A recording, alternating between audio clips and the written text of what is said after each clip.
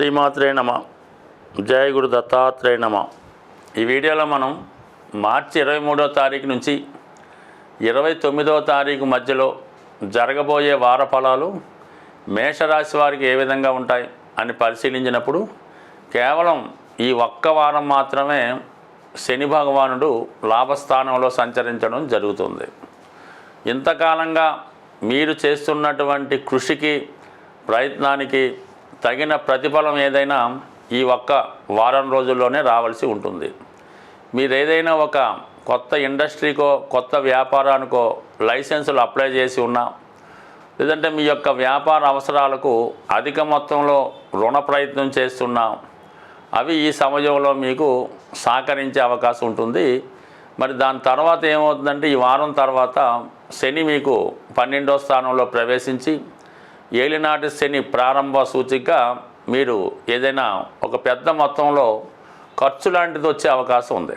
దాన్ని మీరు పాజిటివ్గా మార్చుకోవాలనుకుంటే ముఖ్యంగా ఒక గృహ నిర్మాణం కానీ, లేదంటే ఒక వివాహం కానీ, లేదంటే ఒక మంచి ఇన్వెస్ట్మెంట్ కానీ చేయడం వల్ల తర్వాత దాని ప్రతిఫలం మీరు పొందే అవకాశం ఉంటుంది. బట్ ఏదైనా మీరు చేసే ప్రయత్నాలు ఈ వారంలో చాలా వరకు నెరవేరే అవకాశం ఉంది.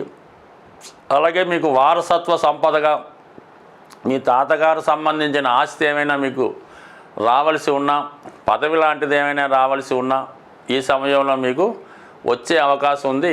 ఒక చివరి ప్రయత్నంగా ఇంకొకసారి ప్రయత్నం చేయడం వల్ల మీ యొక్క ఆశయాలు నెరవేరే అవకాశం ఉన్నది. ఇక మనకి 4 గ్రహాలు 12వ స్థానంలో సంచరించడం, అయితే చాలా కాలంగా అక్కడ రాహుగ్రహం మీకు తిష్ట వేసి ఇంచుమించుగా మరికొద్ది రోజుల్లో 11వ స్థానానికి వెళ్ళబోతూ మనకి 12వ స్థానంలో ఉన్నటువంటి రాహు ఏదైనా మీ చేత ఒక పెద్ద పెట్టుబడులు పెట్టించడం, అలాగే నమ్మక ద్రోహం జరగడం, అత్యాశకు వెళ్ళడం వల్ల ఏదో ఒక రాంగ్ ఇన్వెస్ట్మెంట్ చేయడం, ఇవన్నీ కొంతకాలంగా మీకు జరుగుతూ వచ్చాయి. ఎప్పటికైనా ఇంకా కొద్దిగా దాని నుంచి బయటపడి ఏదైనా ఒక ఇన్వెస్ట్మెంట్ చేసే ముందో, ఒకరికి అప్పిచ్చే ముందో, ఏదైనా ఒక వ్యసనాలకి ఇన్వెస్ట్ చేసే ముందు జాగ్రత్తగా ఆలోచిస్తే మంచిది. ఎందుకంటే శని వెళ్ళిపోయే ముందు ఎలాగైతే మంచి చేస్తూ ఉంటాడో, రాహు వెళ్ళిపోయే ముందు ఏం చేస్తాడంటే మొత్తం టోటల్ పనిష్మెంట్ ఇచ్చి వెళ్ళిపోతూ ఉంటాడు. ఆ కారణం వల్ల ఏంటంటే మరి చాలా జాగ్రత్తగా వ్యవహరించవలసి ఉంది. ఎవరైతే ఈ మేషరాశిలో ఉన్నవాళ్ళు అక్రమంగా ధనార్జన చేస్తూ ఉంటారో వాళ్ళకి ప్రభుత్వం నుంచి కానీ ఏదైనా ఒక పనిష్మెంట్ రావడం కానీ, అంటే పెద్ద మొత్తంలో ఈడీ లాంటి రైట్స్ జరిగి మీకు ఏదైనా ఇబ్బంది కలగడం కానీ జరిగే అవకాశం ఉంది. కాబట్టి సాధ్యమైనంత వరకు ప్రభుత్వానికి చెల్లించాలనేటటువంటి పన్నులు వగైరా చెల్లించడం, అలాగే మీ యొక్క రహస్యాలు, మీ యొక్క ఆదాయ విషయాలు చాలా వరకు గోప్యంగా ఉండడం మంచిది. అంటే మీ యొక్క స్టాఫ్కి కానీ, మీ అనుచరులకు కానీ, మీ ప్రత్యర్థులకు కానీ మీ యొక్క ఆదాయ వ్యయాలు తెలియకుండా జాగ్రత్త పడడం మంచిది. ఇక ఫేవర్గా ఉన్న విషయం ఏంటంటే మిగతా 3 గ్రహాలు రవి, బుధ, శుక్రగ్రహాలు 12వ స్థాన సంచారం వల్ల ఏంటంటే శుక్రగ్రహ సంచారం శుభకార్యాలకి, మంచి కార్యక్రమాలకి, కుటుంబంలో ఉన్నటువంటి స్త్రీల కొరకు ధనాన్ని వెచ్చిస్తారు. వ్యక్తిగతంగా మీరు స్త్రీ అయి ఉంటే ఈ వారంలో చాలా విలువైనటువంటి ఆభరణాలు, డైమండ్స్ లాంటి విలువైన వస్తువులు సమకూర్చుకునే అవకాశం ఉంటుంది.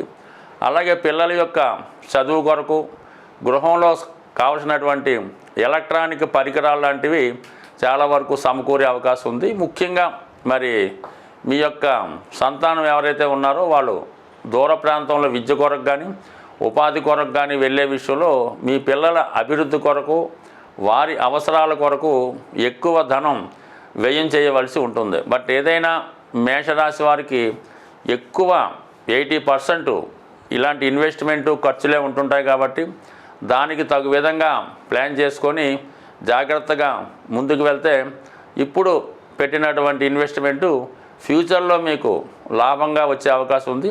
బట్ మధ్యలో కొంత ఇబ్బంది తప్పదు. బట్ ఏదైనా మంచి ఇన్వెస్ట్మెంట్ మీకు ఈ సమయంలో బాగా కలిసి వచ్చే అవకాశంగా ఉంది. గ్రహాలు మన గోచారం లాంటి ఫాలో అయినప్పుడు కొన్ని గ్రహాలతో కలిసినప్పుడు కొన్ని రంగాల మీద వాటి ప్రభావం చూపడం జరుగుతూ ఉంటుంది. మరి ఇప్పుడు ఏమైందంటే శుక్రుడు ధనకారకుడు, అన్ని సంపదలకి కారణం అవుతూ ఉంటాడు. అటువంటి శుక్రుడు రాహుగ్రహంతో కలియడం వల్ల ఇంచుమించుగా అన్ని రాశుల వారికి విపరీతమైనటువంటి ఫైనాన్షియల్ స్ట్రగుల్ ఏర్పడడం జరుగుతూ ఉంటుంది. అలాగే సొసైటీలో బాగా నేమ్ కలిగినటువంటి స్త్రీలకి కొన్ని అపవాదాలు కానీ అనారోగ్య సమస్యలు కానీ కనబడుతూ ఉంటాయి. అసహనంగా వాళ్ళు కొంత ఫీల్ అవుతూ ఉంటారు. కొందరి మీద ఒక విధమైనటువంటి నిందలు అపవాదులు కూడా రావడం జరుగుతుంటుంది. అంటే ఏదన్నా ఒక స్త్రీ సమాజంలో బాగా పైకి ఎదిగినప్పుడు కామన్గా దాని మీద బురద జల్లే ప్రయత్నం చేస్తూ ఉంటారు. ఈ రాహు శుక్రుడు కలియడం వల్ల ఈ సెలబ్రిటీ రంగానికి చెందినటువంటి, అంటే ఎవరికాలే గొప్పవాళ్ళు ఉంటారు, బట్ ఎవరికాలే గొప్పగా ఊహించుకుంటూ ఉంటారు. అటువంటి వారికి ఏదో విధమైనటువంటి నిందలు అపవాదులు జరిగే అవకాశం ఉంది. ఎక్కువగా భార్యాభర్తల మధ్య కానీ కుటుంబ సభ్యుల మధ్య కొన్ని అపోహలు అపనిందలు ఇలాంటివి వచ్చే అవకాశం ఉంది. కాబట్టి దాని పరిహారం నిమిత్తం ఏం చేయాలంటే ఏదైనా రాహుగ్రహానికి పరిహారం అన్నది చాలా సులభంగా చేసుకోవచ్చు. దాంతో మనకి ఈ వారం చివరిలో అమావాస్య రావడం జరుగుతుంది. అంటే ఏదైనా రాహుగ్రహానికి అమావాస్య లేదా అష్టమి తిథుల్లో పరిహారం అన్నది చాలా తొందరగా దాని ఫలితం కనబడుతూ ఉంటుంది.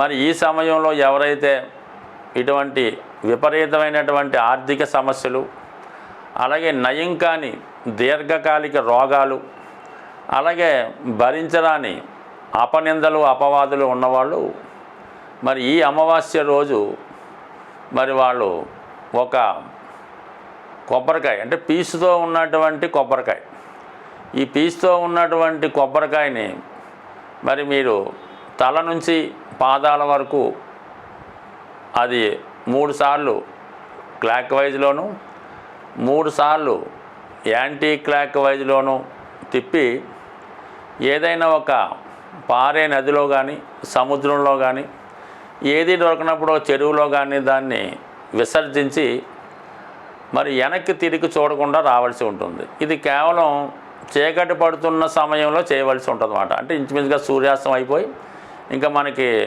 ఇంచుమించుగా ఒక 6:30, 7, 8 గంటలకి ఈ ప్రక్రియ చేయవలసి ఉంటుంది.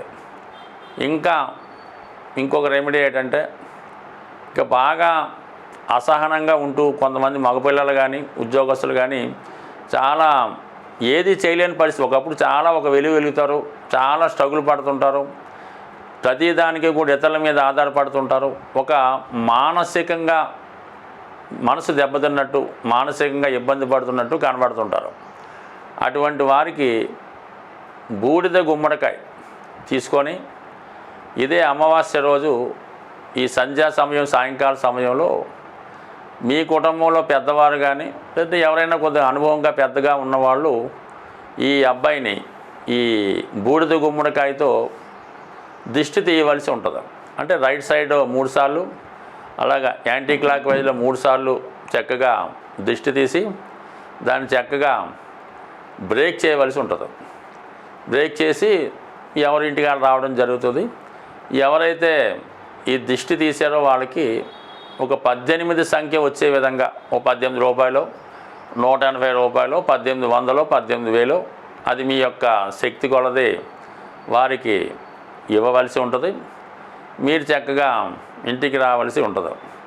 సో ఈ విధంగా ఈ కొద్దిపాటి రెమెడీస్ చేసుకోవడం వల్ల ఏదైనా అమావాస్య రోజు ఏదైనా టెంపుల్లో మీరు ఒక 4 కొబ్బరికాయలు సమర్పించిన, ఒక గుమ్మడికాయ సమర్పించిన చాలా వరకు ఈ రాహు చేత పీడించబడుతున్న వాళ్ళు దాని నుంచి బయటపడే అవకాశం ఉంది. స్వస్తి.